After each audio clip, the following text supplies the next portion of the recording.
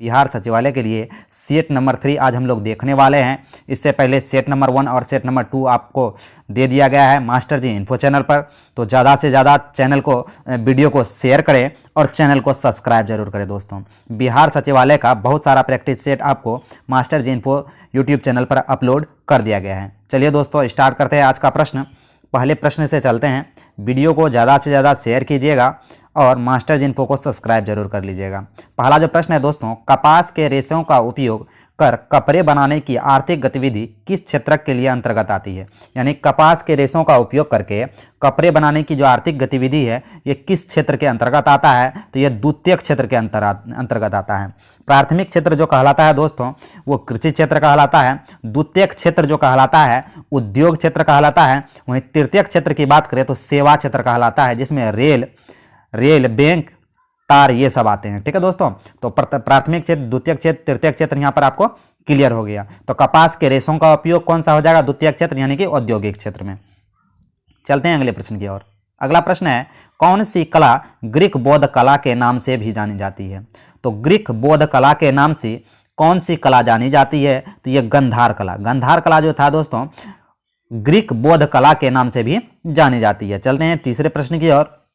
तीसरा जो प्रश्न है, किस अधिनियम ने नस्ल, धर्म तथा राष्ट्र मूल के आधार पर भेदभाव को निषेध कर दिया? तो 3 का जो यहाँ सही आंसर हो जाएगा नागरिक अधिकार अधिनियम। नागरिक अधिकार अधिनियम में नस्ल, धर्म और राष्ट्र मूल के आधार पर भेदभाव निषेध कर दिया गया, यानी कि भेदभाव को बंद कर दिया गया है। चलते हैं अगले प्रश्न की ओर। अफ्रीका परमाणु हथियार मुक्त क्षेत्र संधि डैश भी कहलाती है, यानी कि अफ्रीका के साथ परमाणु हथियार मुक्त क्षेत्र संधि क्या कहलाती है? तो यह कहलाता है पेलिनडाबा संधि। पेलिनडाबा संधि कहलाता है। ठीक है, 5वें नंबर प्रश्न की बात करें, भारत का कौन सा पड़ोसी देश बर्मा के नाम से भी जाना जाता है? तो बर्मा के नाम से म्यांमार को जाना जाता है। बर्मा के नाम से म्यांमार को जाना जाता है। ठीक है दोस्तों, तो चलते हैं अगले प्रश्न की ओर।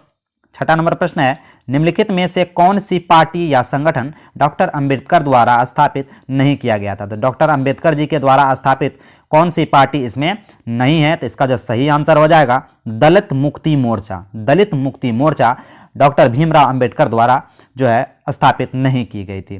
डॉक्टर भीमराव अंबेडकर की बात करें दोस्तों तो ये जो थे भारत के प्रथम कानून मंत्री थे और इन्होंने ही प्रारूप समिति की अध्यक्षता की थी। ठीक है, संस्थाएं और संघ बनाने का अधिकार किस प्रकार का अधिकार है? तो संस्थाएं और संघ बनाने का जो अधिकार है केवल नागरिकों के लिए सुनिश्चित स्वतंत्रता का अधिकार में आता है। केवल नागरिकों के लिए सुनिश्चित स्वतंत्रता के अधिकार में आता है संस्थाएं और संघ बनाने की स्वतंत्रता। चलते हैं 8वें नंबर प्रश्न की ओर।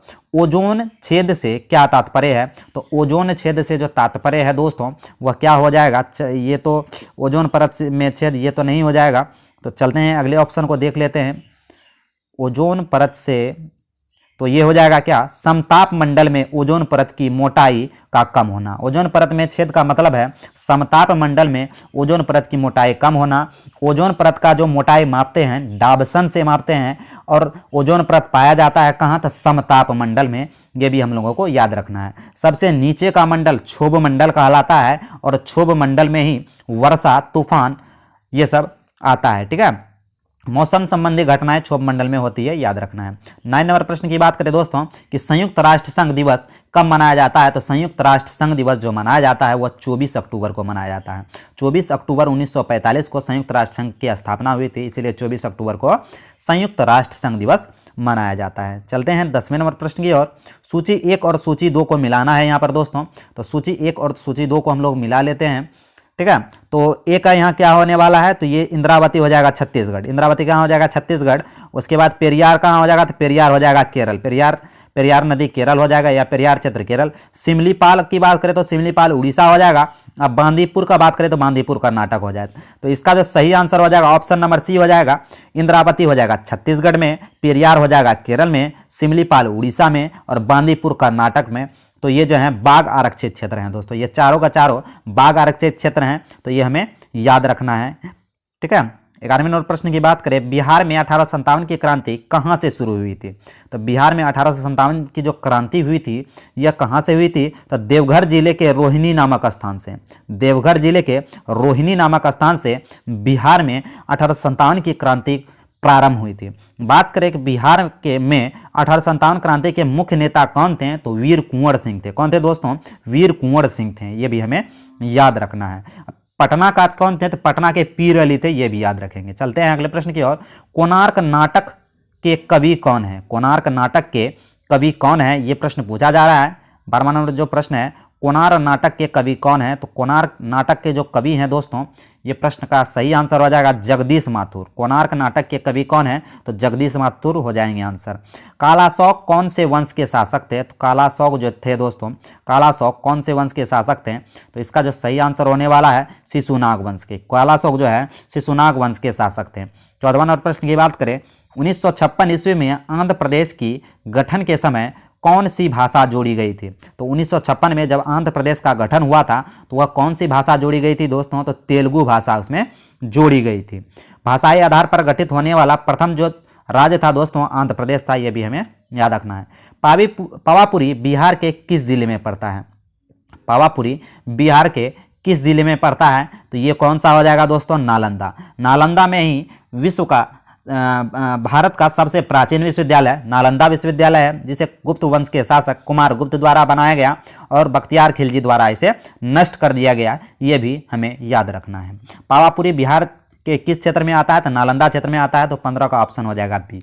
16वां नंबर प्रश्न की बात करें, सत्रिया किस राज्य का शास्त्र नृत्य है, तो सत्रिया जो शास्त्र नृत्य है दोस्तों असम का है और इसे 2002 में अपनाया गया, शास्त्र नृत्य का दर्जा दिया गया, ये भी हमें याद रखना है। चलते हैं 17वें नंबर प्रश्न की ओर। WHO का पूरा नाम क्या है, तो WHO का पूरा नाम world health organisation, world health organisation यानी कि विश्व स्वास्थ्य संगठन, वर्ल्ड हेल्थ ऑर्गेनाइजेशन यानी कि विश्व स्वास्थ्य संगठन याद रखना है दोस्तों। चलते हैं 18वें नंबर प्रश्न की ओर। वीडियो अच्छा लगे तो मास्टर जी इन्फो को सब्सक्राइब कर लीजिएगा। बिहार सचिवालय संबंधित बहुत सारे प्रैक्टिस सेट आपको इस चैनल पर अवेलेबल मिलेंगे। 18वें नंबर प्रश्न की बात करें, भारत में वित्तीय वर्ष कब शुरू होता है, तो भारत में जो वित्तीय वर्ष शुरू होता है दोस्तों वह होता है कब, तो 1 अप्रैल से 31 मार्च, 1 अप्रैल से 31 मार्च को भारत में वित्तीय वर्ष स्टार्ट होता है। वित्तीय वर्ष स्टार्ट होता है 1 अप्रैल से 31 मार्च, ठीक है, तो ये हमें याद रखना है। 19वां नंबर प्रश्न की बात करें, भारत में निम्नलिखित में से कौन सा क्षेत्र जैव विविधता का तप्त स्थल है, तो जैव विविधता का तप्त स्थल इसमें कौन सा है, तो ये कौन सा हो जाएगा दोस्तों, पश्चिमी घाट। जैव विविधता का गर्म स्थल कहे या तप्त स्थल कहे तो ये कौन सा हो जाएगा दोस्तों, तो ये हो जाएगा पश्चिमी घाट। चलते हैं 20वें नंबर प्रश्न की ओर। घनानंद किस काव्य धारा के कवि थे, तो घनानंद जो थे दोस्तों यह रीति मुक्त काव्य धारा के कवि थे। घनानंद रीति मुक्त काव्य धारा के कवि थे, ये भी हमें याद रखना है। 21वां नंबर प्रश्न की बात करें, जिसमें वस्तु का केवल एक विक्रेता होता है ऐसे बाजार की स्थिति को क्या कहते हैं, तो ऐसे बाजार की स्थिति को एक अधिकार बाजार कहते हैं। जिसमें वस्तु का केवल एक विक्रेता होता है ऐसे बाजार की स्थिति को एकाधिकार बाजार कहते हैं। चलते हैं 22वें नंबर प्रश्न की ओर। भारत का प्रथम उर्वरक संयंत्र स्थापित किया गया था, तो भारत का जो प्रथम उर्वरक संयंत्र स्थापित किया गया था कहाँ, तो सिंदरी में भारत का प्रथम उर्वरक संयंत्र स्थापित किया गया था, यह भी हम लोगों को याद रखना है। 23वां नंबर प्रश्न है, शंकराचार्य के द्वारा 4 मठों का निर्माण किस धर्म के प्रतिष्ठान के लिए किया गया था, तो स्वामी शंकराचार्य का जो 4 मठ है दोस्तों वह किस धर्म से संबंधित है, तो वह धर्म हो जाएगा सनातन धर्म। कौन सा धर्म, सनातन धर्म। शंकराचार्य द्वारा 4 मठों का निर्माण किया गया था, वह किस धर्म से थे, तो सनातन धर्म से संबंधित थे। चलते हैं 24वें नंबर प्रश्न की ओर। सिराजुद्दौला और ब्रिटिश के बीच प्लासी का युद्ध कब हुआ, तो सिराजुद्दौला और ब्रिटिश के बीच प्लासी का जो युद्ध हुआ यह कब हुआ, तो 23 जून 1757 को। 23 जून 1757 को सिराजुद्दौला और ब्रिटिशों के बीच प्लासी का युद्ध हुआ। प्लासी का युद्ध 1757, 23 जून 1757। चलते हैं अगले प्रश्न की ओर। मुद्रा के आंतरिक मूल्य का अर्थ क्या है, तो मुद्रा के आंतरिक मूल्य का जो अर्थ है वह है मुद्रा के क्रय शक्ति। मुद्रा का आंतरिक मूल्य का जो अर्थ है दोस्तों मुद्रा की क्रय शक्ति, यानी कि ऑप्शन नंबर सी इसका राइट आंसर हो जाएगा। चलते हैं 26वें नंबर प्रश्न की ओर। इनमें कौन सार्क का सदस्य है, यानी कि सार्क का सदस्य पूछ रहा है दोस्तों, तो यह कौन सा हो जाएगा, मालदीव। सार्क का सदस्य कौन है, तो मालदीव हो जाएगा। साउथ ईस्ट एशियन नेशन, ये सब इस तरह का है सार्क, ठीक है। 27वां नंबर प्रश्न की बात करें, क्षोभ मंडल की ऊंचाई कितनी है? तो क्षोभ मंडल की जो ऊंचाई है दोस्तों वह हो जाएगा यानी कि 80 किलोमीटर, 90 किलोमीटर, इनमें से कोई नहीं यहाँ पर हो जाएगा दोस्तों। क्षोभ मंडल की ऊंचाई इनमें से कोई नहीं ऑप्शन हो जाएगा। चलते हैं 28वें नंबर प्रश्न की ओर। गन्ना का सर्वाधिक उत्पादन देश का कौन सा है? यानी गन्ना का सर्वाधिक उत्पादन करने वाला देश कौन सा है? तो ये क्या कौन हो जाएगा दोस्तों? तो ब्राज़ील। गन्ना का सर्वाधिक उत्पादन ब्राज़ील करता है। शक्कर की भी बात करें तो ब्राज़ील ही करता है दोस्तों। चीन की बात करें तो चाय पत्ती और चावल, गेहूं, ये सब चीन करता है। सेकेंड स्थान पर भारत है, ठीक है। मक्का की बात करें तो मक्का सर्वाधिक अमेरिका में होता है। चलते हैं 29वें नंबर प्रश्न की ओर। वीडियो अच्छा लगे तो मास्टर्स इन्फो को सब्सक्राइब कर लीजिएगा। बिहार सचिवालय संबंधित बहुत सारे प्रैक्टिस सेट आपको मास्टर्स इन्फो यूट्यूब चैनल पर मिलने वाला है। गुप्त वंश के संस्थापक कौन थे? तो गुप्त वंश के संस्थापक श्रीगुप्त थे। गुप्त वंश के संस्थापक कौन थे? तो गुप्त वंश के संस्थापक श्रीगुप्त थे।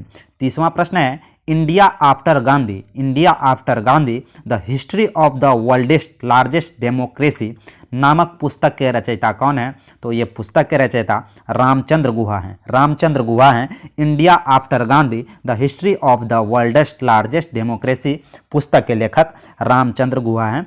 ये भी हमें याद रखना है। मांग के लिए आवश्यक तत्व क्या है? तो मांग के लिए जो आवश्यक तत्व यहाँ हो जाएगा, वस्तुओं की इच्छा, एक निहित मूल्य, साधन व्यय करने की तत्परता, उपयुक्त सभी इसका सही आंसर हो जाएगा। चलते हैं 32वें नंबर प्रश्न की ओर। अर्थशास्त्र में उत्पादन का मतलब क्या है? तो अर्थशास्त्र में जो उत्पादन का मतलब है उपयोगिता बनाना, उपयोगिता बनाना। अर्थशास्त्र में उत्पादन का मतलब है उपयोगिता बनाना। चलते हैं 33वें नंबर प्रश्न की ओर। निम्नलिखित में से कौन यूनेस्को की intangible cultural heritage community from India में शामिल नहीं है? तो शामिल नहीं है ये देश पूछ रहा है दोस्तों, यानी कि कौन सा जो है यूनेस्को के इंटेलिजिबल कल्चर में शामिल नहीं है। तो कौन सा कल्चर इसमें शामिल नहीं है ये प्रश्न पूछा जा रहा है। तो इसका आंसर हो जाएगा बिहू। बिहू जो है असम का लोक नृत्य है जो कि यूनेस्को के इंटेजिबल कल्चर हेरिटेज में शामिल नहीं है, ठीक है दोस्तों। ये भी हमें याद रखना है। सूचकांक के निर्माण में प्रयुक्त सर्वोच्च औसत है। तो सूचकांक के निर्माण में प्रयुक्त सर्वोच्च औसत क्या है? तो प्रयुक्त सर्वोच्च औसत जो है समांतर माध्य है। समांतर माध्य है। पेट्रोल किससे मापा जाता है? पेट्रोल जो मापा जाता है वो लीटर में मापा जाता है। पेट्रोल किससे मापा जाता है? तो पेट्रोल लीटर में मापा जाता है। ये भी हमें याद रखना है। चाय का सर्वाधिक उत्पादक देश, अभी हमने बताया कि चाय का जो सर्वाधिक उत्पादक देश है वो चीन है। चाय का सर्वाधिक उत्पादक देश चीन है। तंबाकू का भी सर्वाधिक उत्पादक देश चीन है, ठीक है दोस्तों। चलते हैं 37वें नंबर प्रश्न की ओर। गौतम बुद्ध की मृत्यु कहाँ हुई थी? तो गौतम बुद्ध की जो मृत्यु हुई थी ये कुशीनगर में हुई थी। गौतम बुद्ध की मृत्यु कुशीनगर में हुई थी। चलते हैं 38वें नंबर प्रश्न की ओर। पोखरन क्या है? तो पोखरन क्या है दोस्तों, ये प्रश्न पूछा जा रहा है। तो पोखरन राजस्थान का एक नगर है। पोखरन राजस्थान का एक नगर है। परमाणु जो है परमाणु विस्फोट के लिए ये जाना जाता है, यानी कि परीक्षण यहाँ पर किया गया था, ठीक है। 39वें नंबर प्रश्न की बात करें, गोवा में पहला शासक किसका था? शासन किसका था? तो गोवा में जो पहला शासन था वह किनका था? तो पुर्तगालियों का था। यानी कि गोवा को बसाने का श्रेय, गोवा को नाम देने का भी श्रेय पुर्तगालियों को ही जाता है, ठीक है। चलते हैं, ब्लू चिप कंपनी क्या है? 40वां नंबर प्रश्न है दोस्तों कि ब्लू चिप कंपनी क्या है? तो ब्लू चिप कंपनी जो यहाँ पर है दोस्तों यह हो जाएगा, ब्लू चिप कंपनी आर्थिक रूप से बहुत मजबूत होती है। ब्लू चिप कंपनी क्या है? तो ब्लू चिप कंपनी आर्थिक रूप से बहुत मजबूत होती है। ये इसका आंसर हो जाएगा। चलते हैं 41वें नंबर प्रश्न की ओर। किसी देश में मुद्रास्फीति की स्थिति में निम्न में से कौन सा कथन सही नहीं है? तो निम्न में से कौन सा कथन सही नहीं है दोस्तों? तो इसका जो सही आंसर होने वाला है, मुद्रास्फीति के संबंध में कौन सा कथन सही नहीं है? तो 41 का देख लेते हैं दोस्तों। यहाँ पर कौन सा है? पूंजी का अवमूल्यन। मुद्रास्फीति में पूंजी का अवमूल्यन नहीं होता है। मुद्रास्फीति में पूंजी का अवमूल्यन नहीं होता है, ठीक है। ये भी प्रश्न हमें याद रखना है। चलते हैं 42वें नंबर प्रश्न की ओर। राष्ट्रीय आय क्या है? राष्ट्रीय आय क्या है? तो राष्ट्रीय आय जो हो जाएगा दोस्तों, यह एक वर्ष में किसी देश में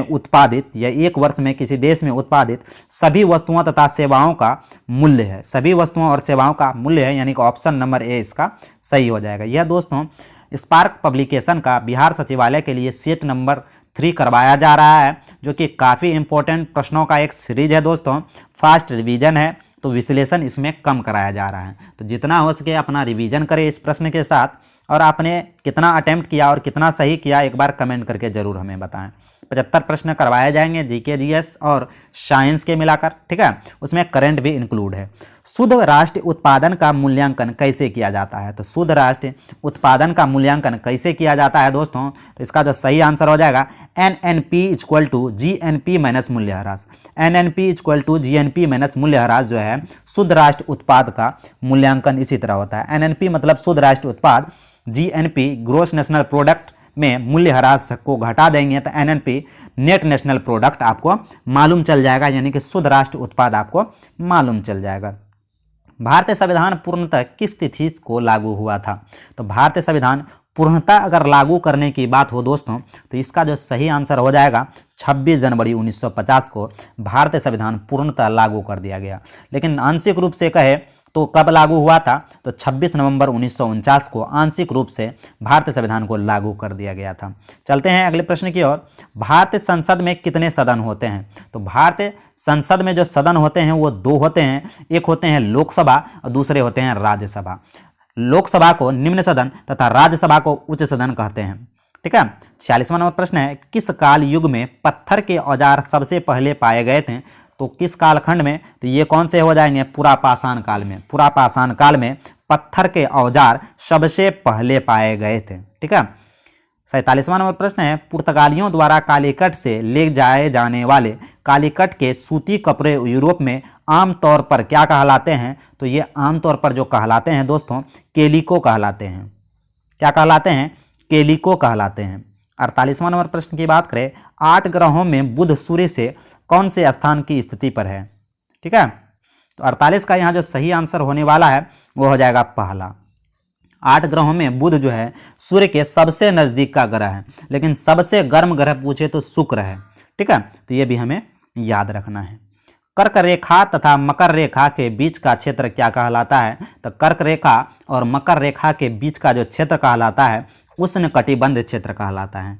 कर्क रेखा तथा मकर रेखा के बीच का क्षेत्र उष्णकटिबंध क्षेत्र कहलाता है, ये भी हमें याद रखना है। बात करें मकर रेखा, यानी कि मकर रेखा की बात करें तो दोस्तों तो इनको जो काटती है 2 बार काटने वाली नदी लिम्पोपो नदी, लिम्पोपो नदी। वहीं बात करें कर्क रेखा को कौन सी नदी काटती है 2 बार? तो माही नदी, माही नदी यानी कि भारत। बात करें विषुवत रेखा को कौन सी नदी 2 बार काटती है? तो कांगो या जायरे नदी, कांगो या जायरे नदी, ये भी हमें याद रखना है। चलते हैं 50वें नंबर प्रश्न की ओर। BPL श्रेणी में संबंधित वरिष्ठ नागरिकों के लिए भौतिक सहायता तथा असिस्टेंट लिविंग डिवाइस उपलब्ध कराने की एक योजना कौन सी है? तो 50 का यहाँ जो सही आंसर होने वाला है राष्ट्रीय वयोश्री योजना, राष्ट्रीय वयोश्री योजना, ठीक है। चलते हैं 51वें नंबर प्रश्न की ओर। 51 नंबर से जो है दोस्तों साइंस का सेगमेंट स्टार्ट हो रहा है, जो 25 प्रश्न साइंस के यहाँ पर हम लोग देखने वाले हैं, ठीक है। 51वां नंबर प्रश्न है, गुब्बारे में किस गैस का प्रयोग किया जाता है? तो गुब्बारे में हीलियम गैस का प्रयोग किया जाता है दोस्तों। मास्टर जी इन्फो को ज़्यादा से ज़्यादा सब्सक्राइब करें और इस वीडियो को ज़्यादा से ज़्यादा शेयर करें, रिक्वेस्ट है दोस्तों। 52वां नंबर प्रश्न है, विद्युत धारा मापने के लिए किसका प्रयोग किया जाता है? तो विद्युत धारा मापने के लिए आमीटर का प्रयोग किया जाता है। विद्युत धारा किससे मापते हैं? आमीटर से मापते हैं, ये भी हमें याद रखना है। विद्युत बल्ब का फिलामेंट किसका बना होता है? तो विद्युत बल्ब का फिलामेंट टंगस्टन का बना होता है। चलते हैं 54वें नंबर प्रश्न की ओर। COOH में कार्यात्मक ग्रुप यानी कि फंक्शनल ग्रुप कौन सा है? तो यहाँ पर जो फंक्शनल ग्रुप हो जाएगा कार्बोक्सिलिक एसिड हो जाएगा, कार्बोक्सिलिक एसिड हो जाएगा। वोट देने वाले मतदाताओं के लिए किस स्याही का प्रयोग किया जाता है? तो वोट देने वाले मतदाताओं के लिए जो स्याही का प्रयोग किया जाता है वह कौन सा हो जाएगा? सिल्वर नाइट्रेट केमिकल युक्त स्याही, सिल्वर नाइट्रेट केमिकल युक्त स्याही का प्रयोग किया जाता है। चलते हैं 56वें नंबर प्रश्न की ओर। जब सोडियम फ्लोरीन के साथ अभिक्रिया करता है तो क्या बनता है? जब सोडियम फ्लोरीन के साथ फ्लोरीन के साथ अभिक्रिया करता है तो यह क्या बनाता है? तो यह निर्मित होने वाला यौगिक पिघली हुई होती है। जो निर्मित होने वाला यौगिक है वो पिघली हुई होती है और अवस्था में विद्युत का एक सुचालक होता है। 57वां नंबर प्रश्न की बात करें दोस्तों, तो ये इनमें से तरल तत्व कौन सा है? तो इनमें से जो तरल तत्व हो जाएगा दोस्तों, इनमें से जो तरल तत्व है इसका जो यहाँ पर सही आंसर होने वाला है वह हो जाएगा ए। वह कौन सा हो जाएगा दोस्तों? पारा इसमें सबसे तरल है। पारा इसमें जो है दोस्तों वह सबसे ज़्यादा तरल है। बात करें मानव के हृदय में कितने वैषम होते हैं, तो मानव के हृदय में जो होते हैं दोस्तों 4 वैषम होते हैं। मानव के हृदय में 4 वैषम होते हैं, ये भी हमें याद रखना है। चलते हैं 59 नंबर प्रश्न की ओर। 59 नंबर प्रश्न है, सलाइवा किसके पाचन में सहायता करता है? तो सलाइवा किसके पाचन में सहायता करता है दोस्तों? तो इसका जो सही आंसर होने वाला है सलाइवा मीठा, ग्लूकोज और शर्करा के पाचन में सहायता करता है या मदद करता है। तो 59 का ऑप्शन नंबर ए सही हो जाएगा। 60वें नंबर प्रश्न की बात करें, ग्लूकोज का सूत्र क्या है? तो ग्लूकोज का जो यहाँ सूत्र होने वाला है C6H12O6 हो जाएगा ग्लूकोज। C6 यानी कार्बन 6, हाइड्रोजन 12 और ऑक्सीजन 6। C6H12O6 ग्लूकोज का सूत्र होता है दोस्तों। कई बार पूछा गया है तो ये हमें याद रखना है। 61वां नंबर प्रश्न है, बच्चों को जन्म लेने के बाद कौन सा टीका लगाया जाता है? तो बच्चों का जब जन्म होता है तो उन्हें कौन सा टीका लगाया जाता है दोस्तों? तो उन्हें हेपेटाइटिस का टीका लगाया जाता है। हेपेटाइटिस बी का टीका बच्चों के जन्म के बाद लगाया जाता है। 62वां नंबर प्रश्न है, डेयरी फार्म में किसका उत्पादन होता है? तो डेयरी फार्म में जो उत्पादन होता है दूध का उत्पादन होता है। चलते हैं 63वें नंबर प्रश्न की ओर। क्वेश्चन अच्छा लगे, वीडियो अच्छा लगे तो मास्टर जी इन्फो को सब्सक्राइब कर लीजिएगा और पीडीएफ प्राप्त करने के लिए टेलीग्राम चैनल को ज्वाइन कर लीजिएगा, जिसका लिंक डिस्क्रिप्शन बॉक्स में है। 63वां नंबर प्रश्न है, विद्युत चुंबक बनाया जाता है। तो विद्युत चुंबक किसका बना होता है? तो नरम लोहे का विद्युत चुंबक बना होता है। 64वां नंबर प्रश्न है, निम्नलिखित में से कौन सा एक लुप्तप्राय औषधि पादप है? तो लुप्तप्राय औषधि पादप इसमें कौन हो जाएगा? तो इस बगेल जो है दोस्तों लुप्तप्राय औषधि पादप है, ये हमें याद रखना है। 65वां नंबर प्रश्न है, ऊष्मागतिकी का प्रथम नियम जिस संरक्षण नियम के ऊपर आधारित है वह क्या है? तो 65 का यहाँ जो सही आंसर होने वाला है वह हो जाएगा ऊर्जा के नियम से। क्या हो जाएगा दोस्तों? ऊष्मागति का प्रथम नियम किसका संरक्षण का नियम है? तो ऊर्जा के संरक्षण का नियम है ऊष्मागति का प्रथम नियम। 66वां नंबर प्रश्न है, वर्षा की बूंदों का गोलाकार होना किसके कारण होता है? तो पृष्ठीय तनाव के कारण वर्षा की बूंदें गोलाकार होती है। 67 नंबर प्रश्न है, निम्न में कौन सा तत्व है? तो इसमें से कौन सा तत्व है दोस्तों? तो हीरा एक तत्व है। हीरा एक तत्व है, जबकि नीलम पन्ना तत्व नहीं है। चलते हैं अगले प्रश्न की ओर। 68 नंबर प्रश्न है, रासायनिक ऊर्जा को विद्युत ऊर्जा में परिवर्तन करने वाली युक्ति, यानी कि रासायनिक ऊर्जा को विद्युत ऊर्जा में जब परिवर्तन करने वाले युक्ति की बात पूछे तो विद्युत सेल हो जाएगा, यानी कि बैटरी हो जाएगा दोस्तों। इसमें रासायनिक ऊर्जा होती है और वह विद्युत ऊर्जा प्रदान करती है। 69 नंबर प्रश्न है, न्यूनतम कार्य उस समय होगा जब पिंड को डैश होता है। तो न्यूनतम कार्य कब होगा? जब पिंड ऊर्ध्वाधर रूप से ऊपर उठाया जाए। जब पिंड ऊर्ध्वाधर रूप से ऊपर उठाया जाए तो न्यूनतम कार्य जो है वह कम समय में होगा। ठीक है दोस्तों, ये भी हमें याद रखना है। चलते हैं 70वां नंबर प्रश्न की ओर। विद्युत धारा का मात्रक क्या है? तो विद्युत धारा का यहाँ जो मात्रक हो जाएगा वह हो जाएगा एम्पियर। विद्युत धारा का मात्रक एम्पियर। प्रतिरोध का मात्रक ओम होता है, ये भी हमें याद रखना है। लोहे पर जंग लगना किस प्रकार का परिवर्तन है? तो लोहे पर जो जंग लगना है दोस्तों यह रासायनिक परिवर्तन है। लोहे पर जंग लगने से लोहे का भार बढ़ जाता है। तो लोहे पर जंग लगना एक रासायनिक परिवर्तन है। रासायनिक परिवर्तन में एक नया पदार्थ बनता है और भौतिक परिवर्तन में एक पदार्थ फिर वही अवस्था में लौटाया जा सकता है या लौट जाया जा सकता है, लेकिन रासायनिक परिवर्तन होने के बाद वह पदार्थ पूर्णतः अपनी स्थिति में नहीं लौट सकता। ठीक है। 72वां नंबर प्रश्न कहते हैं दोस्तों, रासायनिक परिवर्तन में नया पदार्थ हमें प्राप्त होता है। एल्केन का रासायनिक सूत्र क्या है? तो केन कीन काइन। केन कीन काइन याद रखेंगे दोस्तों। एल्केन जो हो जाएगा यह हो जाएगा CnH2n+2। केन कीन काइन तो केन CnH2n+2, कीन हो जाएगा CnH2n-2, काइन जो होगा CnH2n हो जाएगा। तो इस तरह से हमें याद रखना है। ठीक है, चलते हैं अगले प्रश्न की ओर। 73वां नंबर प्रश्न है, निम्नलिखित में से कौन सी जड़ें नहीं खोई जाती? तो कौन सी जड़ें नहीं खाई जाती, ये प्रश्न पूछ रहा है। किसकी जड़ें नहीं खाई जाती? तो गेहूं की जड़ें नहीं खाई जाती, वहीं गाजर, मूली और टोपियोका का जड़ हम लोग खाते हैं, यानी कि गाजर खाते हैं, मूली खाते हैं, और गेहूं का जड़ हम लोग नहीं खाते हैं, ये प्रश्न पूछा जा रहा है। 74 नंबर प्रश्न की बात करें दोस्तों, तो 74 नंबर जो प्रश्न है, मानव की पसलियां डैश के साथ जुड़ी होती है। तो मानव की पसलियां जो जुड़ी होती है वह स्टर्नम के साथ जुड़ी हुई होती है। मानव की पसलियां स्टर्नम के साथ जुड़ी हुई होती है। चलते हैं आज के अंतिम प्रश्न की ओर, जो कि स्पार्क पब्लिकेशन का बिहार सचिवालय के लिए सेट नंबर 3 का प्रश्न है दोस्तों। प्रतिरोध का व्युत्क्रम चालकता है। यदि प्रतिरोध की इकाई ओम हो तो चालकता की इकाई क्या हो जाएगी? तो चालकता की इकाई ओम इनवर्स हो जाएगी। प्रतिरोध का मात्रक ओम होता है दोस्तों, लेकिन चालकता की इकाई, प्रतिरोधकता की इकाई ओम इनवर्स हो जाएगा। ठीक है, तो हमें ये याद रखना है। तो अभी हम लोगों ने देखा बिहार सचिवालय के लिए स्पार्क पब्लिकेशन का सेट नंबर 3। ठीक है दोस्तों, तो अभी 75 प्रश्न जीके और साइंस के हमने देखे, और 75 प्रश्न जो हैं वो रीजनिंग और मैथ के हैं। तो इनका आपको टेलीग्राम चैनल पर पीडीएफ दे दिया जाएगा, वहाँ पर से आप सॉल्यूशन इसका देख सकते हैं।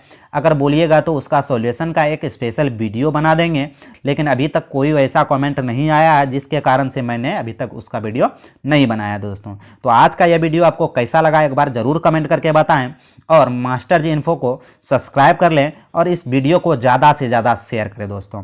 बिहार सचिवालय से संबंधित एग्जाम के लिए बहुत सारा वीडियो प्लेलिस्ट आपका बना दिए हैं, बहुत सारा बुक ख़त्म करके वहाँ पर दे दिया गया है। तो आप ज़रूर से एक बार प्लेलिस्ट को विजिट करें और चैनल को सब्सक्राइब जरूर करें दोस्तों। ठीक है दोस्तों, टेलीग्राम चैनल को ज्वाइन कर लें, आपको वहीं पर पीडीएफ प्राप्त होगा। तो मिलते हैं दोस्तों अगली वीडियो में। हंसते रहिए, मुस्कुराते रहिए। जय हिंद, जय भारत।